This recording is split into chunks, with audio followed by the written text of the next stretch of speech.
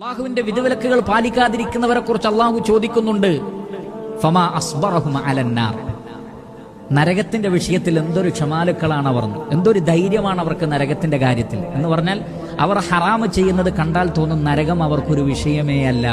ആ നിലക്കാണ് അവർ അള്ളാഹുവിനെ ധിക്കരിക്കുന്നത്. അള്ളാഹുവിന്റെ റസൂൽ പറഞ്ഞ, ഒരാളെ സഹായിക്കുക, വാഹനപ്പുറത്തേക്ക് അയാളെ കയറാൻ സമ്മതിക്കുക, വാഹനപ്പുറത്തേക്ക് അതിന്റെ മത്തായ എടുത്തു കൊടുക്കുക, ഒരാൾക്ക് വെള്ളം കുടിക്കാൻ കൊടുക്കുക, അങ്ങനെ പല ഉപകാരവും പറഞ്ഞു. അപ്പോൾ എനിക്കതൊന്നും പറ്റിയില്ലെങ്കിലോ ഇങ്ങനെ ചോദിച്ച് അവസാനം നബി സല്ലല്ലാഹു അലൈഹി വസല്ലം പറഞ്ഞു, ഒന്നിനും പറ്റിയിട്ടില്ലെങ്കിൽ ഒരാളെയും ഉപദ്രവിക്കാതെ അടങ്ങിയിരിക്കുക, അതൊരു പുണ്യാണ്.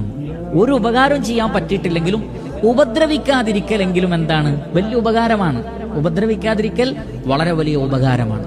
നമുക്ക് നമ്മുടെ പെരുമാറ്റം കൊണ്ട് എന്തൊക്കെ നന്മകൾ ചെയ്യാൻ പറ്റും. ഒരു നല്ല വാക്ക് ഭാര്യയോട് പറയാൻ, നമ്മുടെ ഇണകളോട് പറയാൻ, നമ്മുടെ ഭർത്താവിനോട് പറയാൻ എന്ത് തടസ്സമാണ് നമുക്കുള്ളത്?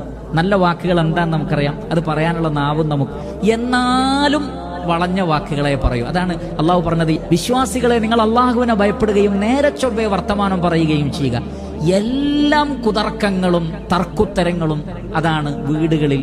ഭാര്യാഭർത്താക്കന്മാർ തമ്മിൽ നല്ല സംസാരങ്ങളെക്കാൾ കൂടുതൽ തർക്കുത്തരങ്ങളാണ്. നിങ്ങളുടെ സദഖകളെക്കാൾ ജനങ്ങൾ ഇഷ്ടപ്പെടുന്നത് നിങ്ങളുടെ ഒരു പുഞ്ചിരിയാണ്.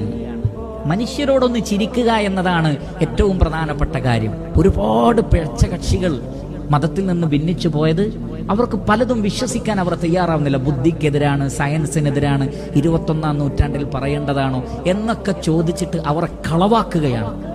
അവർ കാത്തിരുന്നു കൊള്ളട്ടെ. മറിച്ച് വിനയത്തോടുകൂടി ഖുർആനിലും ഹദീസിലും സ്വഹീഹായ ഹദീസിൽ വന്നതൊക്കെ സ്വീകരിച്ച് തഖ്വയോടുകൂടി ജീവിച്ച് പരമാവധി ജനങ്ങൾക്ക് നന്മ ചെയ്താൽ അവർക്ക് എല്ലാ എളുപ്പത്തിലേക്കും അള്ളാഹു വഴി നടത്തും.